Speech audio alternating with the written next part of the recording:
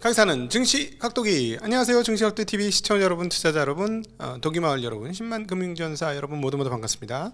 4월 23일 목요일 한국마을로 찾아뵙게 된 각도기 각산주입니다. 한국시장 장중에 좀 어려움이 있었습니다만 연속 상승에 성공하는 모습 보여주고 있습니다. 그리고 오늘 오전 중에는 6,500도 너무 가볍게 올라서 이런 속도면 7,000이고 8,000이고, 오늘 제가 어떤 분들하고 인터뷰를 하나 했는데 이제 8,000포인트 가겠냐 이런 질문을 하더라고요.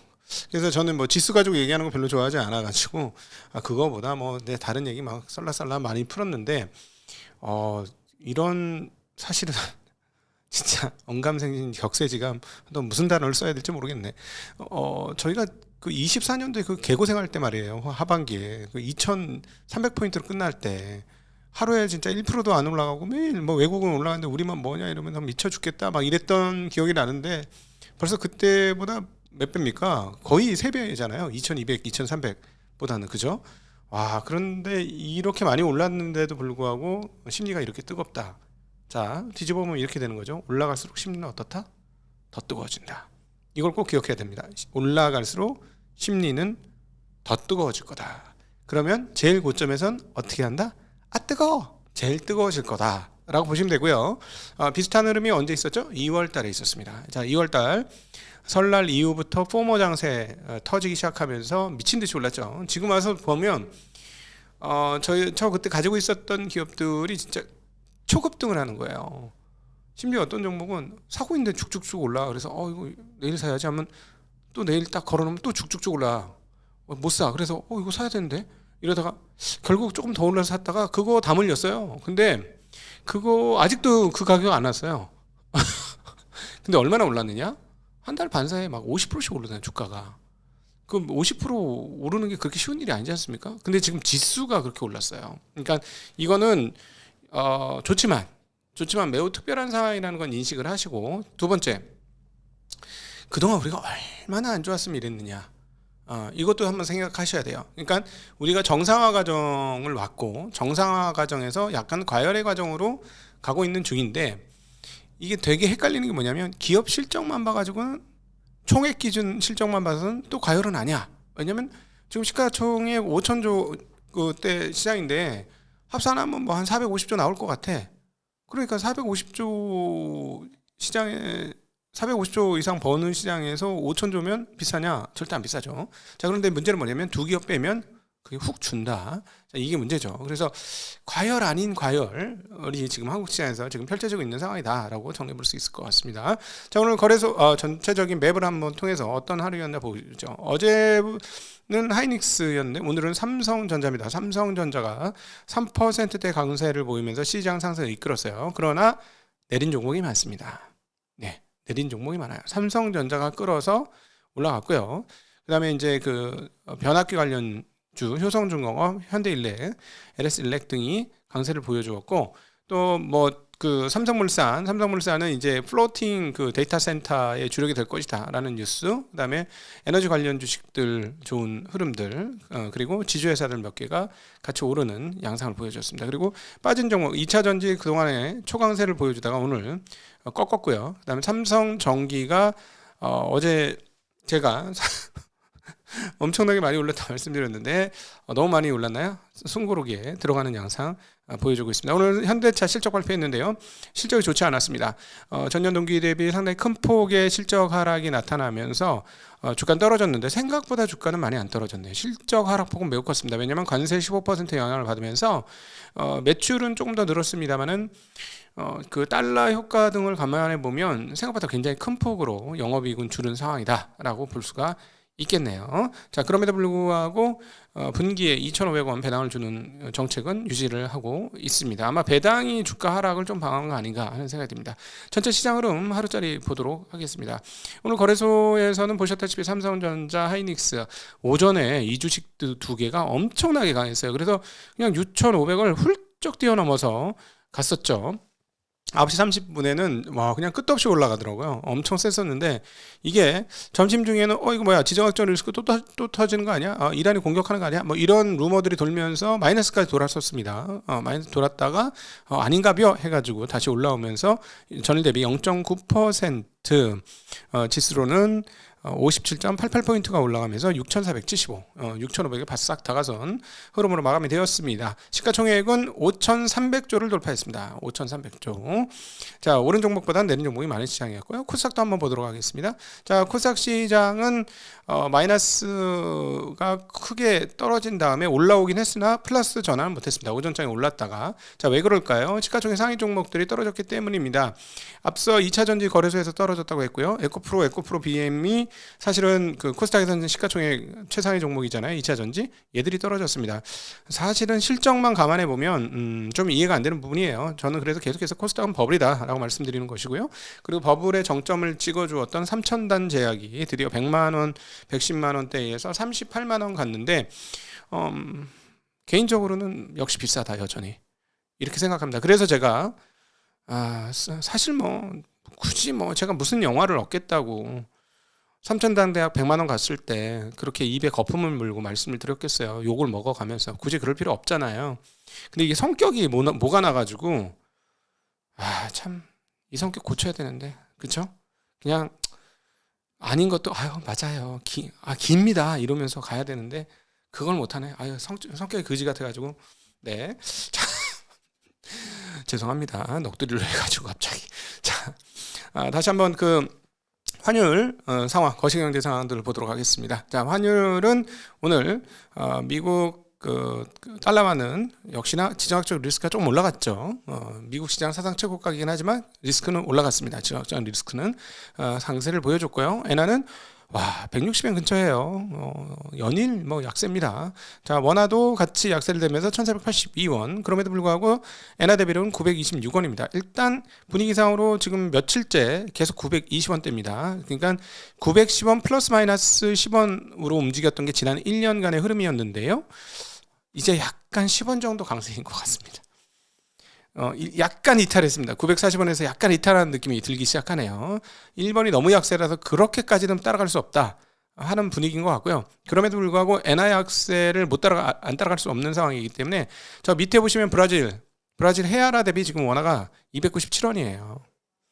이거 280원 넘었을 때도 우와 이랬어요. 이거 210원까지 갔던 게 지금 300원이 된 거잖아요. 200원까지 갔던 게 300원이 됐으니 브라질 헤아라 대비로도 원화가 50%나 약세인 겁니다. 얼마나 약세인지 느낌이 오시죠?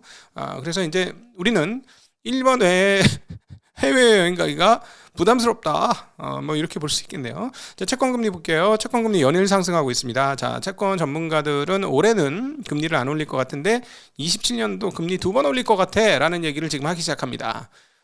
무려 진짜 많이 올랐어. 9.5bp. 퍼센테이지는 2.57%. 많이 올랐습니다. 계속 경고를 드렸습니다. 레버리지 많이 쓰신 분들 조심하십시오. 네, 여러 번 말씀드렸습니다. 레버리지 많이 쓰신 분들 조심하십시오라는 말씀드렸고요. 이 레버리지는 주식에 국한된 것은 아니라는 말씀도 드리고 싶네요.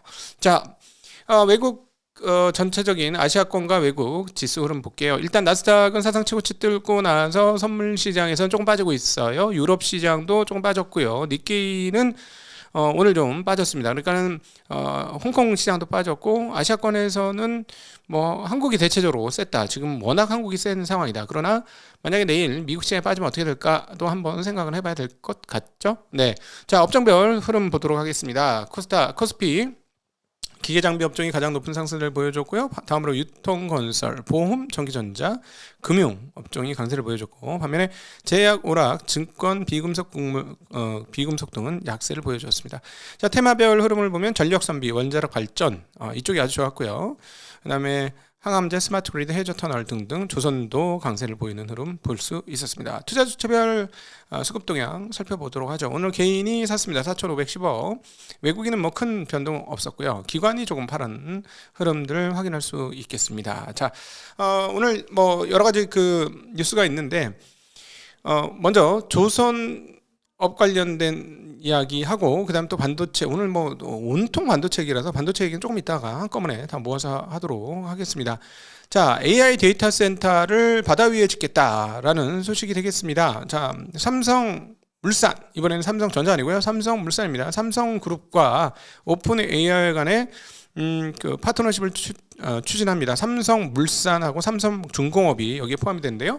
오픈 AI와 함께 플로팅 AI 데이터 센터를 공동 개발하기로 협력했다라는 소식이 되겠습니다. 자, 그러니까 이거는 납득이 가죠. 열 관리가 가장 중요한데 열을 식혀야 되는데 그래서 동굴 같은 데 파고 막 그랬잖아요. 그리고 북유럽 아주 추운 동네 데이터 센터 짓고 막 그러잖아요. 왜냐면 열이 빵빵 터지니까.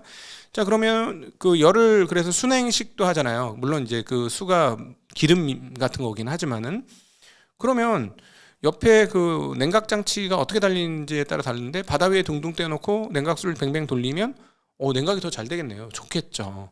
그래서 이거는 조금 의미가 있습니다. 게다가 우리 그 삼성중공업 같은 경우는 FLNG 그 기술이 상당히 뛰어나요. 그러니까 쉽게 얘기하면 바다에 떠 있는 정유화학 공장 같은 개념입니다. 이런 거 굉장히 잘하는데요. 그러니까 이런 거에서 발전돼서 전기도 주고 그래서 그 전기로다가 돌리고 그다음에 뜨거워지면 바닷물 땡겨가지고 한 바퀴 뱅 돌려가지고 냉각시키고. 아이디어 괜찮아요. 괜찮습니다. 그래서 이거 괜찮겠는걸? 그리고 예전에 뭐 이재용 회장하고 샘 얼트만하고 만나서 협약하기도 했었죠. 협약하기도 했고 그다음에 물론 약속을 어떻게 지킬지 모르겠는데 엄청 그 오픈 AI가 메모리 필요하다고 메모리 달라고 막 그랬지 않습니까? 그러니까 뭐 여러 가지로 협력할 게 많아요. 예. 그러니까 삼성이 가진 역량과 오픈 AI가 가진 역량을 결합해서 할 수 있는 거는 굉장히 많지요. 딱 하나 걱정되는 게 있습니다. 오픈 AI가 재용이 형 그 오픈 AI 좀 상황 좀 보면서 해. 부탁할게. 네, 다 좋아, 다 좋은데 오픈 AI 상황 좀 보고 했으면 좋겠어. 제 얘기는 그 얘기예요. 형 무슨 말인지 알지? 네. 자, 상장에 성공하면 괜찮아요. 모든 상장에 성공하면 모든 거 해결됩니다. 근데 상장에 성공하지 못한다면 어떻게 될까요? 왜 이런 얘기를 드리냐? 엔트로픽이 세컨더리 시장에서 밸류에이션이 1조 달러까지 돌파를 했다는 소식입니다. 자, 1조 달러? 그러면 오픈 AI는 얼마예요? 8천억 달러. 8,800억 달러. 근데 엔트로픽이 1조 달러. 자, 여러분 뭐가 느껴집니까? 뭔가 대세가 바뀐 것 같은데. 자, 그럼 투자자들의 마음은 어떻게 될까? 상장한 거 아니에요? 상장하기 전인데 누구 열차에 탈까? 이렇게 노리고 물론 이미 이제 손 마사요시 형님 같은 분들은 이미 돈을 너무 많이 넣어가지고 목숨 걸고 지금 해야 되긴 하겠지나 어떡하지? 그리고 이렇게 보니까 분위기가 샘 알트만의 우호적이지 않은 분위기가 상당히 많은 것 같아. 이분이 조금 약간 배신의 아이콘 느낌이 조금 있는 듯. 저 아시는 분은 댓글로 적어주시면 감사하겠습니다. 저도 나중에 공부해서 얘기 드리도록 하겠습니다. 어찌되었건 분위기가 자꾸 이제 클로드로 넘어가니까 이 오픈 AI가 어떻게 될까? 상장만 하면 괜찮아. 돈을 땡기니까 그 돈으로 하면 돼요. 근데 상장까지 가는 과정이 난관이 좀 있다. 그런데 같이 사업을 했는데 얘들이 사업하자고 해놓고 근데 데이터 센터 전업은 잘만 전업은 오픈 AI 말고도 다른 사람하고도 하면 되니까 되긴 되겠네요. 네, 어쨌든 신박한 아이디어입니다. 바다 위에 데이터 센터를 짓겠다. 네, 신박한 아이디어고 팔 때만 있으면 좋은 것 같아요. 좋은 것 같고 네, 전력도 자체 발전할 수도 있고 뭐 다양한 발전도 가능하고 해서 신박한 아이디어 같습니다. 자, 그런데 어쨌든 분위기가 자꾸 엔트로픽으로 넘어가는데요. 보안 생태계 시장에서 엔트로픽의 미토스가 등장해서 아주 그 파란이 이루어지고 있습니다. 일단 그 어떤 분위기냐면 미토스가 그 보안을 다 뚫었다라는 게 여러분 알고 있는 소식이잖아요.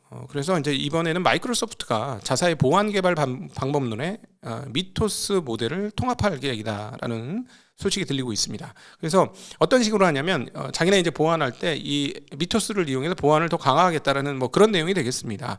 그러니까 자꾸 거대 회사들이 엔트로픽과 손잡고 엔트로픽 시스템을 사용하는 그런 게 이제 점점 늘어나고 있다라는 것이죠. 그래서 물론 거기에 대응해서 오픈 AI도 훌륭한 인재들이 많을 테니까 바로 대응책을 내놓고 있긴 합니다. 그래서 GPT도 엔트로픽에 이어서 사이버 보안 시장 주도권을 획득하기 위해서 새로운 소프트웨어를 개발했는데 GPT 5.4 사이버, 예, 이거를 일부에게만 공개했다고 합니다. 또 이것도 미토스와 같은 보안 능력이 뛰어난 그런 AI라고 하네요. 과연 이 피 튀기는 전쟁이 과연 누구에게 갈 것이냐? 일단 우리는 구경하다가 잘 선택하시면 돼요. 너무 어차피 우리는 벤처 캐피탈리스트가 아니니까 그렇게 초기에 일찍 들어갈 필요는 없는 것 같고, 지금 누가 야후가 될지 누가 구글이 될지 몰라. 지금 상황은 그냥 좀 지켜보면서 가자라는 생각이 듭니다. 이제 이 미토스 신드롬이 상당히 큰데 중국도 긴장하고 있다는 소식이에요. 연합뉴스에서 보도한 내용인데요. 문제는 뭐냐면 엔트로픽이 중국을 적대 국가로 규정을 하고, 그래서 그렇게 되면 어떻게 되죠? 미토스가 어디에다 활용될 것이다?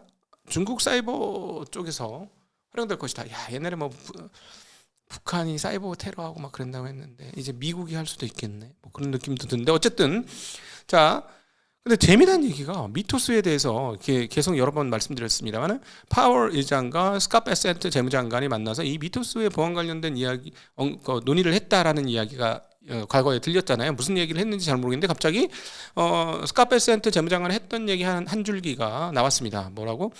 미토스는 중국과 AI 경쟁에서 돌파구를 대변하는 것이라고 하면서 경쟁사인 오픈 AI도 곧 비슷한 능력을 갖춘 모델을 출시할 것이라고 얘기했습니다. 그걸 출시했다고 한 거죠. 아까 언급한 거는.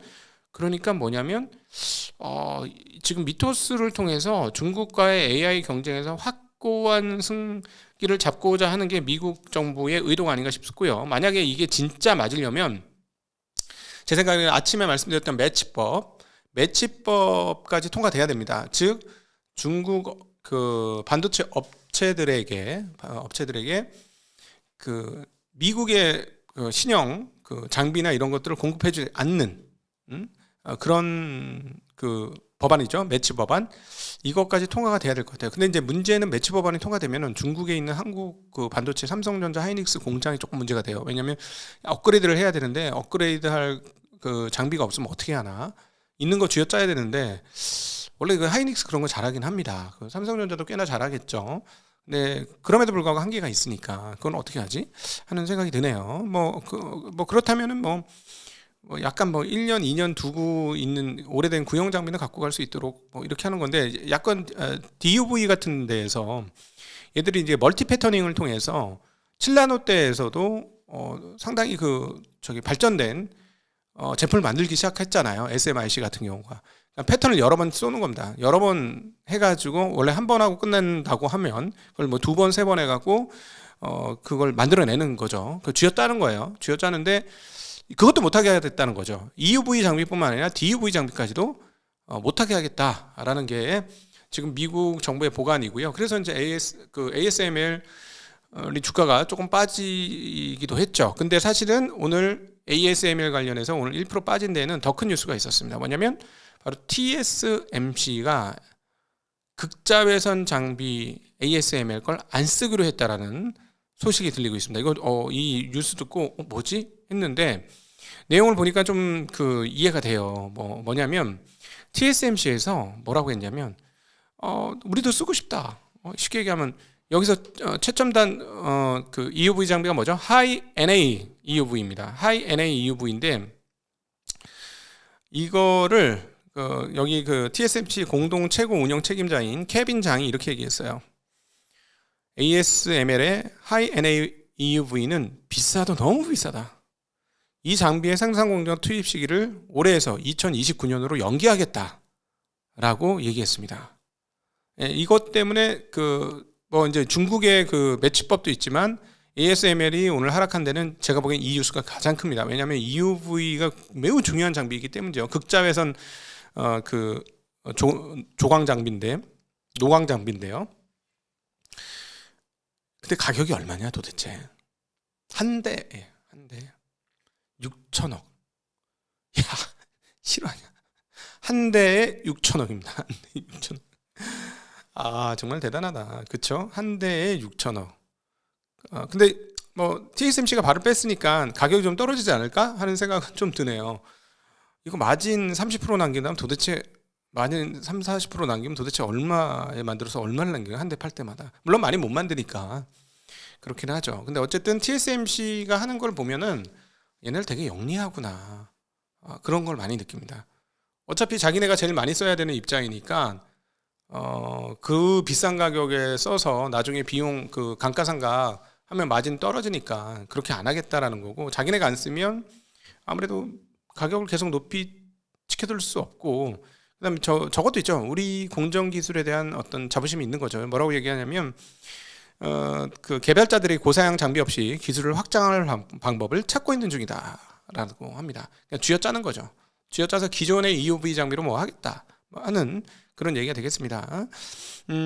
어쨌든 덕분에 이 NA 그 EUV 가격이 좀 훅 떨어져가지고 삼성전자 하이닉스가 해서 다음 거를 잘 준비하면 좋을 것 같아요. 근데 이게 되게 적응하는데 시간 많이 걸립니다. 삼성전자가 헤맨 것 중에 하나가 EUV 장비해서 적응하는데 시간이 많이 걸렸기 때문에 그렇다라는 업계의 뒷이야기들이 있어요. 그럼에도 불구하고 지금 그것들을 잘 적용했기 때문에 그 원시 공정도 지금 그나마 여기까지 온 거 아니냐 하는 얘기도 있고, 그다음에 지금 AI 그 5 저기 어디야? 거기 일론 머스크의 어디야? 테슬라가 맡긴 칩 있잖아요.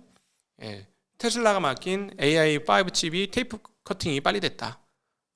그것도 결국은 EUV 장비 때문에 그런 거 아니냐라는 것이죠. 자, 테슬라의 어닝콜에서 이 관련된 이야기가 나왔는데요. 요 관련된 내용을 좀 얘기를 한번 해보도록 하겠습니다. 테이프 아웃이 빨리 끝난, 설계 완료가 빨리 끝났는데 비결이 뭡니까 했더니 6개월 동안 주말과 휴일 없이 밤낮으로 일했습니다. 저도 매주 주말 함께 했습니다. 그리고 큰 실수 없이 진전된 덕분에 일찍 마칠 수 있었습니다. AI5는 우선 옵티머스와 데이터 센터에 들어갈 예정입니다. AI4만으로도 인간보다 훨씬 안전한 자율주행이 가능하기 때문에 당장 차량에 AI5가 필요하지는 않습니다. 다만 내년 중반쯤 삼성과 협력해서 기존 메모리 16기가에서 32GB로 늘린 업그레이드 버전인 AI 4.1를 생산할 계획입니다.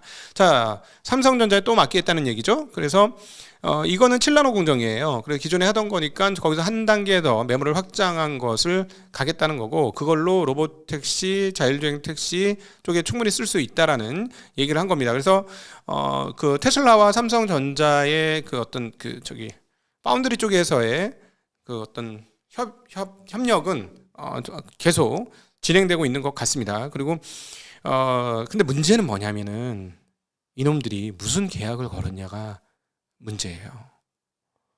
이놈들 아주 흉측한 놈들이거든.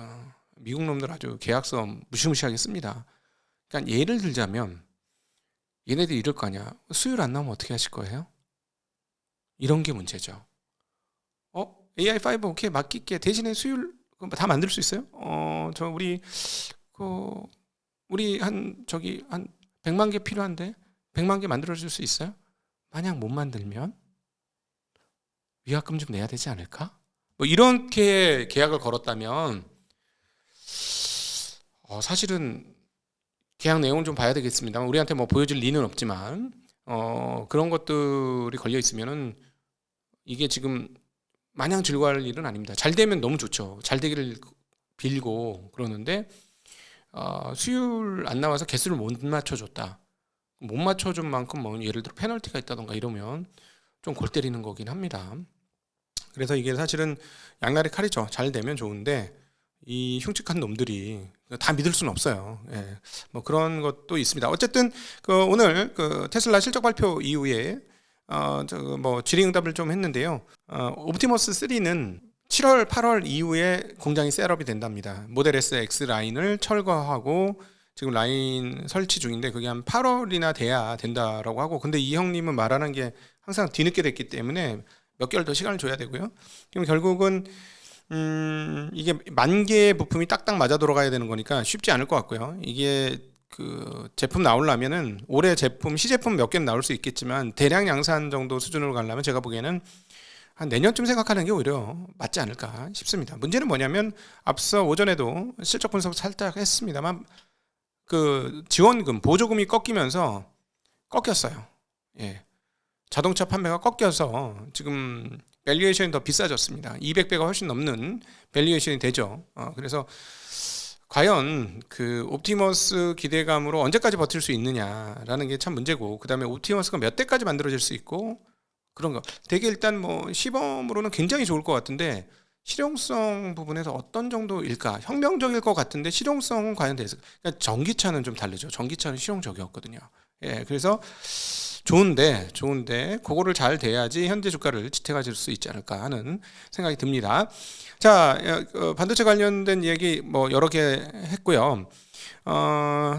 다음으로 그 DB 손보가 미국의 포테그라라는 회사를 인수했다는 소식입니다. 손해보험 회사인데요. 가전제품, 전자기기 보증 등 특화보험의 경쟁력을 갖고 있는 포테그라를 약 2조 3천억 원에 인수하는 계약을 체결했다고 합니다. 네. 야, 이제 우리 한국이 외국 회사 인수를 하네요. 우리 일본 회사 일본의 많은 좋은 회사들 좀 잘 인수하고 그러면 좋겠다는 생각도 듭니다.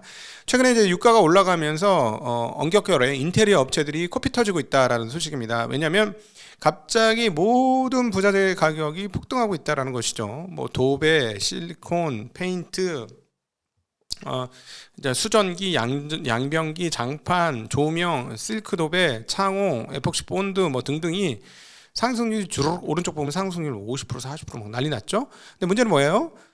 이거 오르기 전에 계약했잖아요. 계약하고 보통 2, 3개월 있다가 시작하고 막 그러잖아요. 그러니까 뭐야? 계약 다 끝났는데 금액 올려달라고 하기가 힘들지 않겠어요? 그럼 이거 지금 영업 열심히 해놔가지고 작업하면 어떻게 된다? 본전 뛰기 아니면 적자다. 이런 상황이죠. 골 때립니다. 도어업체들도 도어 가격을 15에서 20%씩 가격 인상을 결정했다는 소식이 있습니다. 그래서 이게 이제 드디어 물가에 영향을 미치기 시작한다라는 거죠. 자, 이렇게 보면 건설업체들 원가 계산 정말 잘해야 될 거고, 그 다음에 재건축 사업자들은 정말 잘 계약을 해야 됩니다. 왜냐하면 중간에 원자재 가격이 오르면 이 정도 올려서 받겠다. 뭐 이런 거 하면은 나중에 부담금 장난 아니거든요. 근데 이제 조만간에 압구정 5구역 입찰이 진행된다고 합니다. 두 회사가 맞붙고 있고요.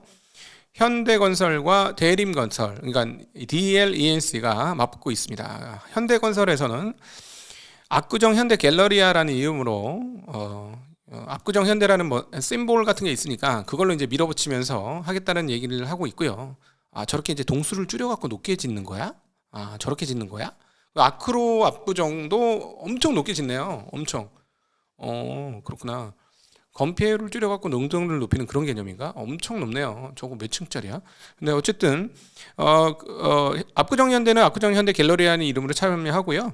그다음에 DLNC는 아크로 압구정이라는 이름으로 참여를 한다고 합니다. 워낙 규모가 크고 심볼되는 지역이라 과연 어떻게 될지 모르겠는데, 저는 이제 건너편의 강경로에서 이렇게 자동차를 타고 가다 보면 최근에 이제 반포 1단지 하고 있고, 그 옆에 이제 고속터미널 옆에 있는 반포는 다 지었고 완전히 엄청 높은 산이잖아요. 근데 이게 보니까 압구정까지 계속 그런 아파트가 지어질 것 같은데, 그러면 소위 말하는 고급업 아파트가 엄청 많아지겠네, 한국에. 그쵸? 개수도 조금 늘어나지 않나? 안 늘어나나? 안 늘어나면 뭐 높아져 봐야 상관없는 건데 늘어날 것 같은데? 예. 늘어나면 어떻게 될까요? 그것도 한번 감안을 좀 해봐야 되고, 금리는 꼭 기억하셔야 되겠다는 소식을 다시 한번 말씀드리고 싶습니다. 자, 어제 하이브의 그 방시혁 의장께서 1,900억의 부당이득으로 경찰에